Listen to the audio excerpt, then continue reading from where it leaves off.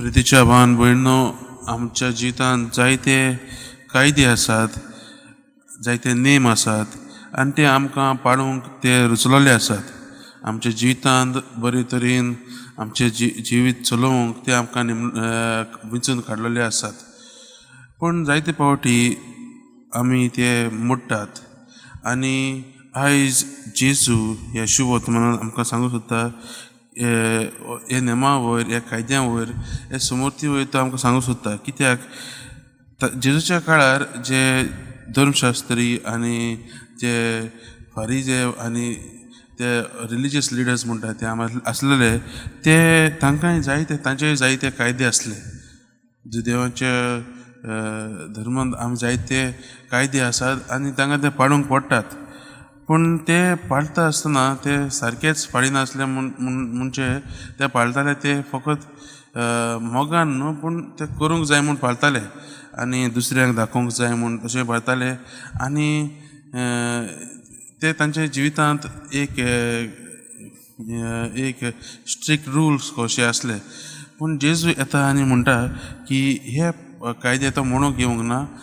जेजूय ते कायदे पाळटा, पूण ते पाळटा ते दुसऱ्या लोकांच्या बऱ्याक, दुसऱ्या लोकांक आदार दिवचे तसले मोतीन तो पाळटा. म्हाज्या भावान भयणो, जायते फावटी आमकां नेम दिल्ले आसतात. ते हे आतां फारीजे, हे धर्मशास्त्री आसलेले, ते फकत रोबोट कशे ते पाळटाले, पूण ते मोगान कशें पाळिनासले. आनी आयज जेजू येता आनी एक दुसरेंच इमाज त्या समृतीच्या कायद्यांक, समृतीचे नेम आसात तांकां एक दुसरीच इमाज कशी दिता. आयज जेजू आमकांय तेंच करूंक आपयता. आमच्या जिवितांत जायते नेम आसात, कायदे आसात, पूण आमी ते कशे पाळटात काय? आमी ते पाळटात ते फकत आमकां पाळूंक जाय म्हूण, वो आमी ते दुसऱ्यांचे बऱ्या खातीर, दुसऱ्यांक आदार पाळटात काय? हेच प्रस्न आमकां करूंक गरजेची. कित्याक आमी नाजाल्यार आमी त्या फारिजां भशेन, त्या धर्मशास्त्रा भशेन पाळूंक जाय म्हूण आनी आमचेच नांव वयर काडूंक जाय म्हूण आमी करतले. म्हाज्या भावान भयणो, जेजू आमकां एक नवी आज्ञा दिता. आमी जाणाव मोइसेसान आदल्या करारान दोंगरा चडून ताणें ते 10 मानांमेंट धाडलेले. पूण आयज आमी पळयता ह्या दिसांची वाचपां जावन आसात.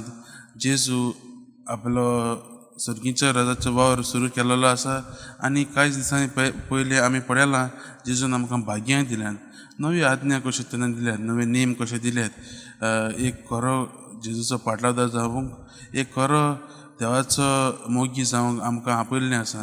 हेच जेजून दिल्ले एक नवी दिशा आमी आमच्या जिवितांत पाळूंक, हीच कृपा आमी देवा लागीं मागूंक गरजेची.